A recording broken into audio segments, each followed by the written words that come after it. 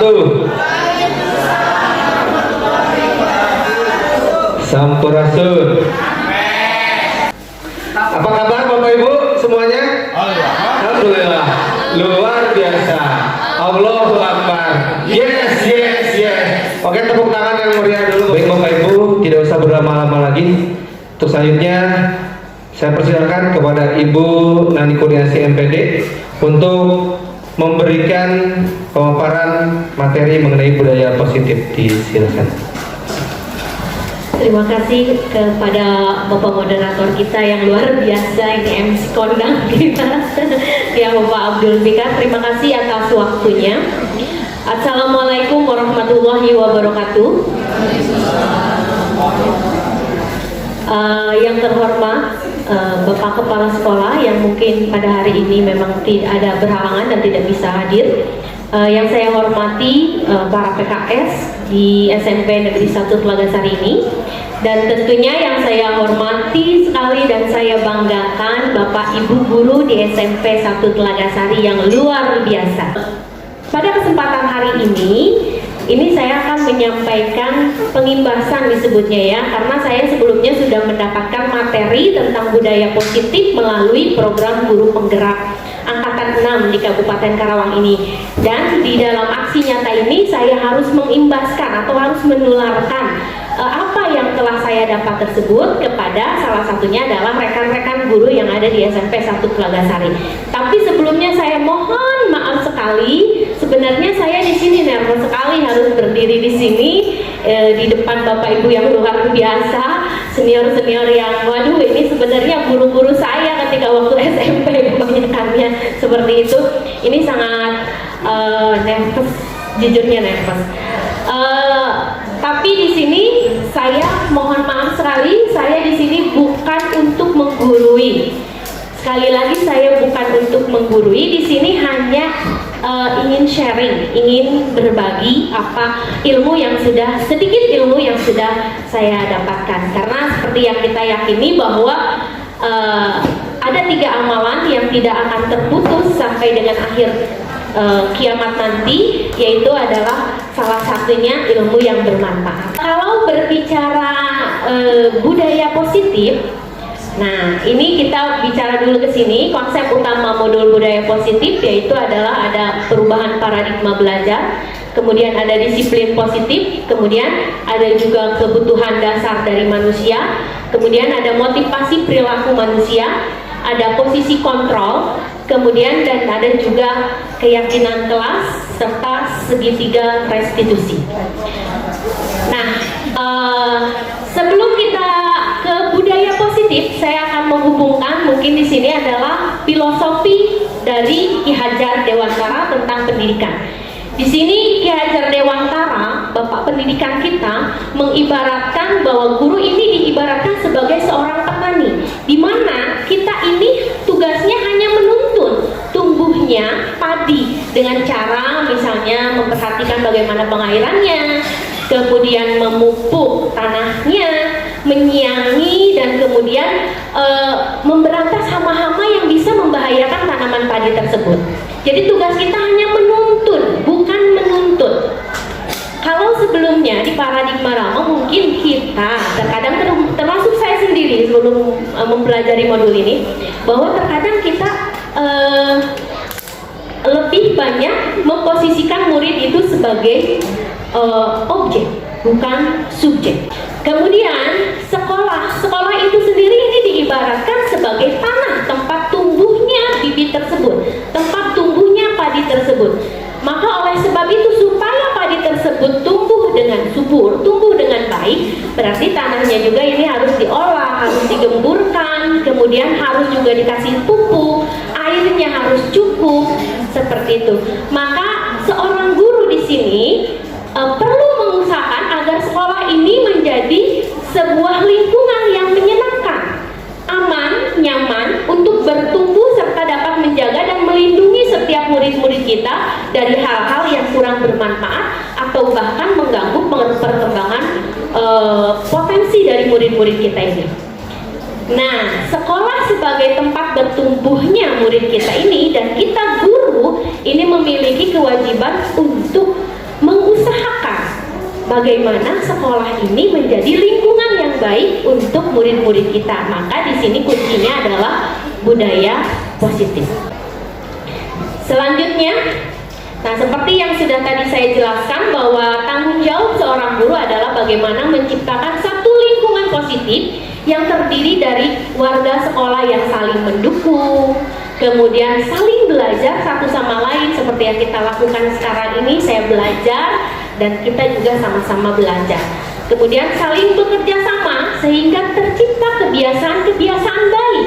Dari kebiasaan-kebiasaan baik ini kemudian akan tumbuh menjadi karakter-karakter baik warga sekolah, dan pada akhirnya karakter-karakter dari kebiasaan-kebiasaan baik ini akan membentuk sebuah budaya positif. Tapi harus diingat juga yang namanya budaya positif itu tidak hanya serta-merta menyangkut anak, tapi budaya positif ini adalah budaya istilahnya apa ya, kebiasaan-kebiasaan yang dilakukan oleh warga sekolah. Jangan sampai punten misalnya kita meminta anak supaya jangan berkata kasar, tapi kitanya sendiri berkata kasar. Kita meminta anak untuk datang tepat waktu, tapi kitanya sendiri misalnya termasuk saya lah, ini hanya ajang introspeksi, termasuk saya juga harus banyak memperbaiki diri dan berintrospeksi diri. Selanjutnya yaitu nah, dalam rangka menciptakan lingkungan positif, salah satu strategi yang perlu kita tinjau kembali adalah bagaimana penerapan disiplin di sekolah kita, sehingga disiplin tersebut berubah menjadi disiplin positif yang dapat menciptakan adanya budaya positif tersebut. Bapak Ibu, mohon maaf bukannya saya menggurui, sekali lagi bukannya juga saya nanya, hanya ini kita sama-sama saling menyamakan persepsi.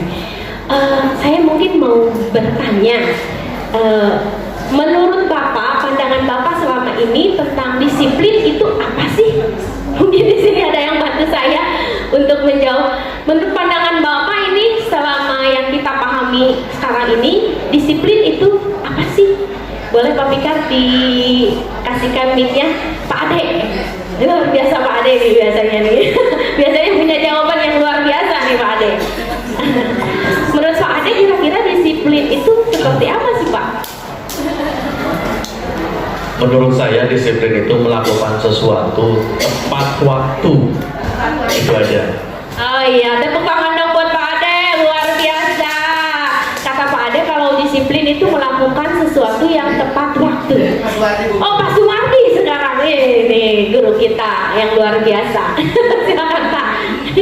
Kira-kira Kan ini pandangan saya disiplin berarti ketaatan kita terhadap peraturan yang sudah tertulis maupun yang tidak tertulis. Oke, iya terima kasih Pak. Tepuk tangan dong Bapak Sumardi. Yang berikutnya kita akan bicara tentang makna disiplin. Ada miskonsepsi tentang makna disiplin selama ini. Kita mengenal disiplin itu adalah, kita sering menghubungkan disiplin, betul sekali tadi yang dikatakan oleh Pak Sumardi, yaitu berhubungan dengan tata tertib, teratur, kepatuhan, dan juga peraturan. Sehingga terkadang ketika anak tidak mematuhi aturan tersebut, kita menindaknya dengan hukuman. Hukuman hanya bisa menertibkan secara sementara, sedangkan dalam waktu panjangnya ini lebih banyaknya justru anak merasa tersakiti. Misalnya kita berbicara hukumnya menghardik, misalnya ada anak yang telah masuk, kita menghardiknya, kenapa kamu? Itu akan tertanam di diri anak sampai dengan dia dewasa nanti. Mohon maaf Bapak Ibu, saya ada pengalaman sedikit, itu dulu ketika waktu DBE dengan Pak Ade. Ada satu peserta, dia diminta untuk menuliskan mata pelajaran apa yang paling tidak dia sukai, dan kemudian dia menuliskan matematika. Kan kemudian ditanyakan kenapa tidak suka matematika, kan ada penjelasan berikutnya. Bapak itu bapak guru loh, bapak guru udah dewasa, udah menurut saya udah matang usianya, tapi dia menceritakannya dengan berlinang air mata. Bayangkan bahwa ternyata pengalaman melukai hatinya dia sampai ketika dia udah dewasa harus menceritakan bagaimana peristiwa pada saat itu dia berlinang air mata. Dia menangis sesegukan, saya sampai heran, ini kenapa ya? Kata dia, menurut dia awalnya dia ke pelajaran matematika ya seperti halnya anak-anak biasanya ya, dibilang suka ya suka, dibilang misalnya tidak suka juga tidak. Nah kemudian ketika dia mengerjakan tugas matematika seperti itu, ini mohon maaf guru matematika ini hanya contoh ya, dan ini entah di mana terjadi, bukan di sini mangga semuanya baik-baik semuanya. Nah dia mengerjakan tugas matematika dan salah. Menurut gurunya itu salah, kemudian bukunya dirobek dan dilempar oleh gurunya. Sampai sekarang ini dia masih ingat. Jadi mohon maaf Bapak Ibu, sekali lagi anak kita, murid kita itu bukanlah objek. Anak kita ini adalah manusia yang punya perasaan dan yang punya hati. Bisa juga sakit hati seperti halnya kita sakit hati oleh orang lain. Nah, sedangkan ini makna disiplin menurut Ki Hajar Dewantara bahwa untuk menciptakan murid yang merdeka ya syarat utamanya harus ada disiplin yang kuat. Disiplin yang dimaksud ini adalah disiplin diri yang memiliki motivasi internal. Bapak Ibu, ada dua motivasi besar yang menggerakkan kita untuk melakukan sesuatu. Itu ada motivasi internal dan ada juga motivasi eksternal. Motivasi eksternal itu adalah motivasi yang mendorong kita melakukan sesuatu itu atas dasar adanya pengaruh dari luar. Sedangkan motivasi internal itu adalah motivasi yang berasal dari diri kita sendiri, berasal dari kesadaran kita. Dan kita meyakini bahwa peraturan itu baik, peraturan itu benar, maka kita meyakini dan menjalankan aturan tersebut sesuai dengan keyakinan kita. Dan keyakinan internal inilah yang ingin diwujudkan ketika adanya penerapan disiplin positif. Dan ini menurut Dian Gosen, menurut seorang psikolog, dia menyatakan bahwa disiplin diri adalah proses mempelajari bagaimana cara kita mengontrol diri dan bagaimana menguasai diri untuk memilih tindakan mengacu pada nilai-nilai yang kita hargai. Seperti yang saya tadi sebutkan bahwa disiplin itu adalah bentuk kontrol diri kita, bentuk kesadaran diri kita untuk melakukan sesuatu sesuai dengan nilai-nilai yang kita hargai benar. Nah, tadi seperti saya uraikan bahwa disiplin di sini, disiplin yang dimaksud adalah disiplin positif, artinya bahwa perbuatan yang memang mengarah ke arah yang positif. Sebagai pendidik bahwa kita harus menyadari tujuan kita adalah menciptakan anak-anak yang memiliki disiplin diri sehingga mereka bisa berperilaku dengan mengacu pada nilai-nilai kebajikan universal dan memiliki motivasi intrinsik bukan ekstrinsik. Jadi motivasi yang ada dalam diri kita, tumbuh dari diri kita, bukan dari faktor luar. Nah kemudian, sedangkan disiplin positif ini adalah salah satu cara penerapan disiplin yang bertujuan untuk menumbuhkan kesadaran serta memberdayakan anak untuk melakukan sesuatu tanpa sogokan, tanpa ancaman maupun hukuman. Jadi memang anak di sini benar-benar menyadari bahwa aturan yang dibuat itu adalah demi keselamatannya mereka. Nah, tadi kita sudah bahas bahwa disiplin diri itu adalah salah satu bentuk kontrol diri kita untuk mematuhi aturan-aturan atau kebajikan-kebajikan universal yang kita anggap baik. Nah, nilai kebajikan universal ini berarti nilai-nilai kebajikan yang disepakati bersama, lepas dari suku bangsa, agama, bahasa maupun latar belakangnya. Nilai-nilai ini merupakan payung besar dan sikap dan perilaku kita, atau nilai-nilai ini merupakan fondasi kita berperilaku. Nilai-nilai kebajikan adalah sifat positif manusia yang merupakan tujuan mulia yang dicapai setiap individu. Kalau di IPS ini dikenal ada nilai, ada norma. Nilai ini adalah payung dari norma. Istilah nilai ini adalah payung dari aturan-aturan yang ada. Misalnya seperti ini. Kita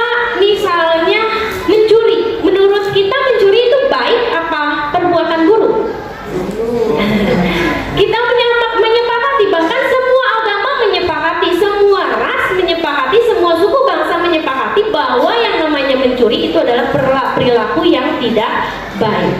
Maka itu yang disebut nilai. Nah, dalam pendidikan, apalagi misalnya dalam kurikulum Merdeka ini, kita menyepakati bahwa nilai kebajikan universal yang ingin dicapai oleh kita, oleh murid-murid kita, itu adalah profil pelajar Pancasila. Bapak Ibu sudah tahu tentunya bahwa apa saja isi dari profil pelajar Pancasila. Pak Fikar mau nyanyi tentang pelajar Pancasila. Tepuk tangan dong. Biasanya kalau dinyanyikan jadi gak lebih mudah untuk mengingatnya. Nah, jadi profilnya dihilangin Bapak Ibu. Jadi pelajar Pancasila beriman dan bertakwa pada Tuhan yang Esa dan berakhlak mulia, berkebinekaan global, gotong royong mandiri, kreatif dan bernalar kritis. Bareng-bareng ya Bapak Ibu. 1, 2, 3. Pelajar Pancasila beriman dan bertakwa pada Tuhan yang Esa dan berakhlak mulia, berkebinekaan global, gotong royong mandiri, kreatif dan bernalar kritis. Oke, tepuk tangan yang meriah Bapak Ibu. Selanjutnya, nah ini adalah motivasi perilaku manusia, bahwa ada beberapa motivasi, mau tidak mau apa yang kita lakukan kita pasti memiliki tujuan, atau apa yang kita lakukan itu pasti kita memiliki dorongan. Dari mana dorongannya tersebut, atau memiliki motivasi. Nah, motivasi tersebut tadi sudah saya jelaskan bahwa ada dua motivasi besar, yaitu ada motivasi intrinsik dan ada motivasi ekstrinsik. Nah, di sini motivasi itu sendiri ini adalah merupakan dorongan yang timbul dari dalam diri seseorang secara sadar maupun tidak sadar untuk melakukan suatu tindakan dengan tujuan tertentu. Di mana motivasi yang pertama itu adalah biasanya kita untuk menghindari ketidaknyamanan atau hukuman. Kemudian yang kedua, ini adalah untuk mendapatkan imbalan penghargaan dari orang lain. Karena penghargaan itu sendiri ternyata kalau kita membiasakan misalnya, oh ya kamu silakan kerjakan PR, kalau misalnya mengerjakan PR maka ibu kasih apa.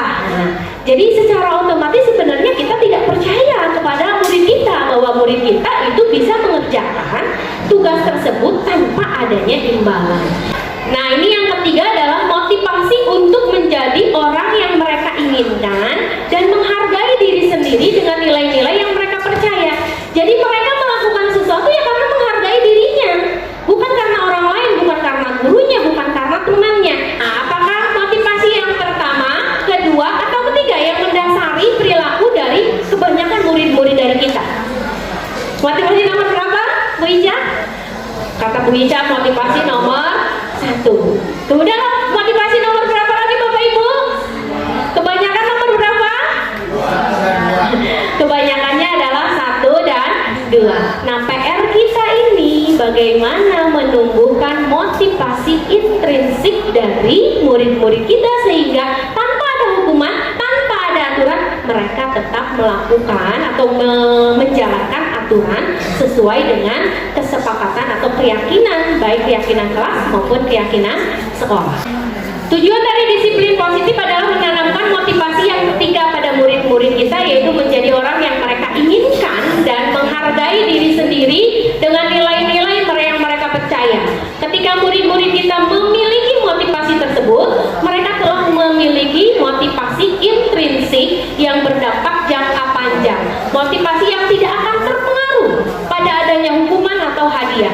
Mereka akan tetap berperilaku baik dan berlandaskan nilai-nilai kebajikan karena memang mereka ingin menjadi orang yang menjunjung tinggi nilai-nilai yang mereka hargai atau mencapai sesuatu tujuan mulia. Seperti yang tadi sudah dibahas, kita berbicara tentang motivasi manusia. Motivasi manusia atau apa yang kita lakukan itu berhubungan dengan yang namanya kebutuhan manusia. Kebutuhan manusia itu ada 5. Yang pertama adalah kebutuhan bertahan hidup. Yang kedua adalah kebutuhan rasa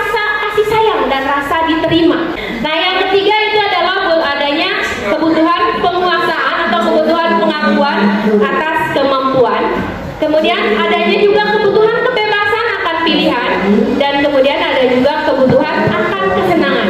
Dan semua orang di sini senantiasa untuk memenuhi kebutuhannya dengan berbagai cara.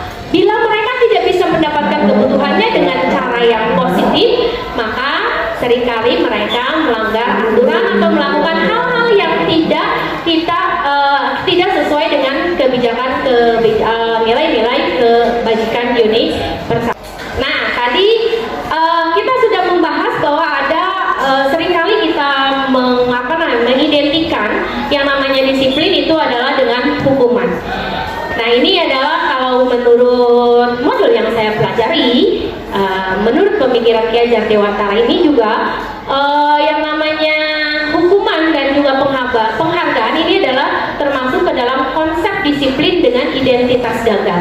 Artinya hukuman ini cenderung akan membuat tidak nyaman, murid merasa takut, cenderung kita lebih ke arah memaksa untuk anak itu patuh terhadap hukuman aturan tersebut. Kemudian murid menjadi rendah diri, apalagi kita misalnya mengeluarkan kata-kata yang menjudgment murid itu sendiri, misalnya dasar kamu bodoh istilahnya.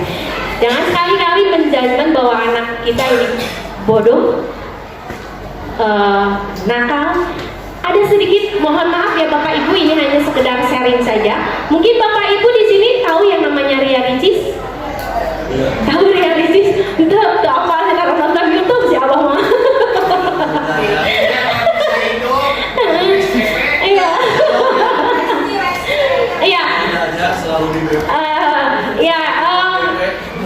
Mungkin di sini ada yang tahu, ada yang juga tidak tahu, tapi kebanyakannya mungkin ini Ria Ricis ini adalah YouTuber terkenal, bahkan YouTuber nomor 1 di Indonesia, di mana kakaknya ini terkenal dengan ustazah yang sangat pintar sekali, sangat cerdas, yaitu Dr. Oki ya.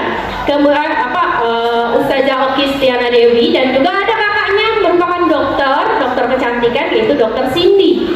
Nah, kalau misalnya bapaknya itu kalau mau ngambil raport Ustazah Oki atau Dr. Cindy, pasti nanyanya gini ke gurunya, Pak, ranking berapa anak saya? Ranking 1. Karena memang beliau ini, yang dua orang kakaknya ini adalah selalu ranking 1 dan selalu juara umum. Sedangkan kalau ngambil raport Ria Ricis ini, bapaknya nanya bukan, Pak, ranking berapa anak saya, tapi ya, Pak, anak saya naik apa enggak? Gitu. Jadi saking sudah tahunya. Gitu.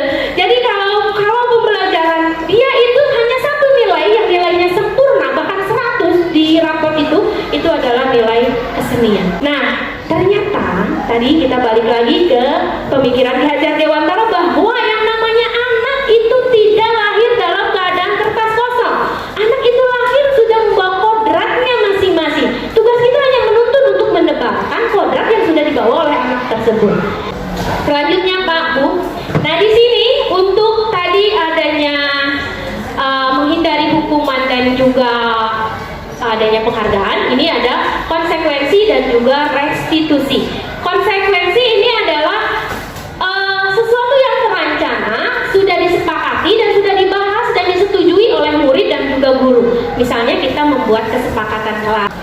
Kemudian ada restitusi. Restitusi adalah proses menciptakan kondisi bagi murid untuk memperbaiki kesalahan mereka sehingga mereka bisa kembali pada kelompok mereka dengan karakter yang lebih kuat.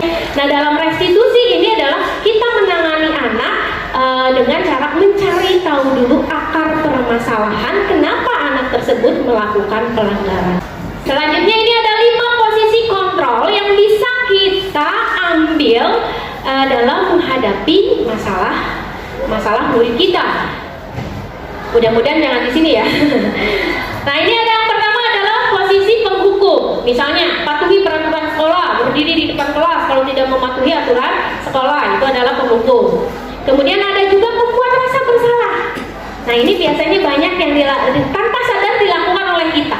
Misalnya, berapa kali sih ibu harus kasih tahu ke kamu? Kamu nggak kasihan apa ke ibu? Misalnya kayak gitu. Kemudian ini posisi yang paling tinggi dan seharusnya kita lakukan sebagai pendidik, yaitu posisi manajer, di mana kita tadi mengambil posisi bahwa tidak langsung menghukum anak, tapi kita mengetahui dulu akar permasalahannya seperti apa, baru kita melakukan tindakan apa sesuai untuk kesalahan anak tersebut. Nah, ini kegiatan saya kemarin mencoba untuk mempraktekkannya, yaitu membuat keyakinan kelas di kelas 7C. Yang pertama yaitu saya mendiskusikan peraturan tersebut apa saja, apa yang baik, apa yang buruk, dan bagaimana kelas impian dari mereka itu apa. Kalau mereka memimpikan misalnya kelas yang bersih, maka mereka harus berbuat apa. Kemudian dituangkan dalam keyakinan kelas. Kemudian di sini murid menuliskan keyakinan kelas, dan kemudian di sini murid menempelkan keyakinan kelas tersebut di kertas yang sudah disediakan. Dan ini guru mengevaluasi keyakinan kelas yang sudah ditulis oleh murid. Bisa saja mereka itu menuliskan keyakinan kelas yang sama. Misalnya yang satu menuliskan tentang kebersihan, yang satu menuliskan tentang piket. Itu bisa digabung menjadi satu. Mengatasi masalah dengan murid ini salah satunya bisa ditangani dengan cara segitiga restitusi, di mana langkah pertama itu adalah menstabilkan identitas.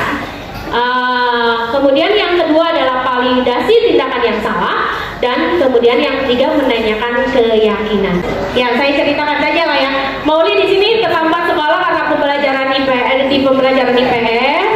dan ini sudah berlangsung berkali-kali dalam seminggu ini. Ternyata ketika setelah dilakukan segitiga restitusi, ditanyakan yaitu mulai dari validasi kesalahan, ternyata ditemukan bahwa Mauli ini terlambat karena dia harus membantu ayahnya dulu mempersiapkan jualan ketoprak di pasar karena ibunya sakit. Nah, ini terakhir, bahwa dalam menerapkan disiplin positif, hendaknya di sini guru memiliki kompetensi kepribadian, sosial, dan juga profesional yang baik, di mana di sini guru mampu berefleksi di mana posisi kontrolnya saat ini. Apakah kita di posisi penghukum atau memang benar kita sudah berada di posisi manajer, seperti itu. Kemudian bagaimana perjalanan dirinya sebagai seorang among, di mana di sini seorang among, seorang penuntut ini diposisikan pada posisi manajer yang menuntun murid-murid menjadi insan yang merdeka, mandiri, dan bertanggung jawab sesuai dengan tujuan dari pendidikan nasional, pendidikan Indonesia. Oke, terima kasih Bapak Ibu atas kesempatannya dan waktunya. Mohon maaf kalau saya banyak kekurangannya. Manusia tidak sempurna, banyak kurangnya, banyak missnya, dan mohon maaf jika ada istilahnya apa ya, jika ada yang perkataan tidak baik dari saya, mohon dimaafkan. Jikapun itu ada hal-hal baik yang bisa diambil dari kegiatan ini, bisa diambil dan mudah-mudahan bisa bermanfaat untuk saya dan juga untuk Bapak Ibu sekalian. Terima kasih. Assalamualaikum warahmatullahi wabarakatuh. Waalaikumsalam warahmatullahi wabarakatuh. Boleh tepuk tangan yang paling meriah untuk Ibu Nani Kurniasi SPD. Baik, dibuka sesi tanya jawab bagi Bapak Ibu yang mungkin ingin bertanya atau menanggapi. Dipersilahkan Pak Ade, Umi, enggak? Kami berharap tidak ada karena ada motivasi eksternal.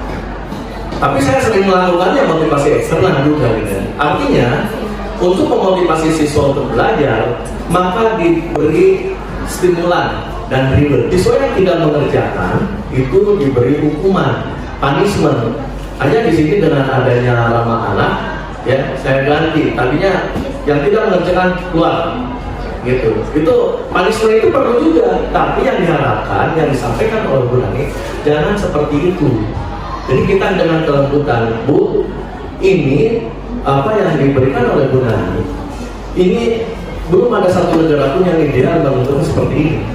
Walaupun Finlandia yang hebat, ya pendidikannya yang hebat, pengajarannya yang luar biasa. Jadi guru itu lebih susah daripada menjadi pegawai lain di Finlandia itu. Iya, lebih susah.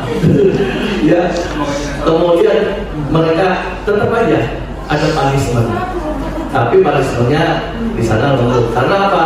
Satu kelas itu adalah jika orang guru bisa tadi bisa sebagai teman, bisa sebagai manajer, karena itu pengajuannya, dan saya hanya masukan saja buat Bu Nani. Terima kasih Bu Nani yang sudah menyampaikan begitu hebatnya. Luar biasa, tepuk tangan untuk Bu Nani. Terima kasih Pak Ade atas tanggapannya yang luar biasa sekali. Ini senior saya, bahkan guru saya ketika saya SMP dan juga SMA. Beliau guru saya luar biasa sekali, dan sekarang menjadi rekan kerja bareng lagi ya Pak ya. Oke, betul sekali apa yang tadi diucapkan oleh Pak Ade, bahwa memang yang pertama dan paling utama itu adalah mindset, perubahan mindset. Sebagus apapun teori, sebagus apapun kebijakan atau ya kebijakan yang ingin diterapkan, kalau mindsetnya kita tidak mau berubah, ya tidak akan berubah. Bapak Ibu harus ketahui bahwa anak itu membawa kodratnya tadi, salah satunya adalah kodrat alam dan kodrat zaman. Bahkan di dalam agama Islam pun disebutkan bahwa didiklah anak-anakmu sesuai dengan zamannya, karena mereka hidup bukan pada zamanmu, tapi zamannya mereka. Seperti itu. Jadi memang kita harus istilahnya apa ya, menyesuaikan dengan kodrat zaman mereka. Apalagi sekarang Pak Bu, mereka itu kalau dulu kita untuk mendapatkan informasi hanya melalui buku ya Pak. Bukunya pun harus dibeli mahal deh. Jadi hanya resek dengan informasi teh. Anak-anak sekarang udah tinggal ada di tangan mereka, klik seperti itu. Apalagi cuma ngomong halo Google gitu, terus keluar reta informasi seperti itu. Mereka mudah sekali mendapatkan informasi, sehingga daya kritis mereka pun itu luar biasa sekarang ini. Kemudian tadi Bapak menyebutkan bahwa di sini perlu juga adanya reward dan punishment. Mungkin di sini punishment bisa diganti dengan konsekuensi. Kalau yang namanya hukuman itu adalah sifatnya tidak terencana. Tiba-tiba ada anak itu melakukan pelanggaran, kita langsung bereaksi seperti itu. Itu sifatnya hukuman. Tapi kalau misalnya kalau misalnya konsekuensi, itu adalah kita awalnya adakan dulu tuh yang namanya keyakinan, istilahnya ada diskusi dulu dengan anak. Ini loh keyakinan kelasnya, ini loh peraturan-peraturan yang harus kamu patuhi. Maka ketika mereka tidak mematuhi, kita tinggal memberikan konsekuensi bahwa mereka harus bertanggung jawab atas tindakan mereka itu sendiri. Mungkin begitu Bapak. Jadi punishment itu diganti oleh konsekuensi. Sebaiknya memang reward itu diberikan ketika anak justru sudah mengakui kompetensi dirinya. Misalnya gini, anak sudah merasa, oh saya ini berhasil nih mengerjakan ini, hore. Nah dia bahagia, maka kita memberikan reward. Misal, luar biasa sekali, kita memberikan penghargaan dan lain sebagainya. Bukan pada saat misalnya anak tidak termotivasi, supaya anak termotivasi kemudian diberikan reward. Buat tepuk tangan yang meriah sekali lagi Bapak Ibu. Sedikit menyimpulkan ya Bapak Ibu, bahwa budaya positif itu sendiri adalah kebiasaan baik yang dilakukan di sekolah kita. Sekolah kita sudah sering melakukannya, mungkin tinggal ditingkatkan. Dan tentunya ini akan menjadi karakter dan budaya yang semoga bisa terus berlanjut.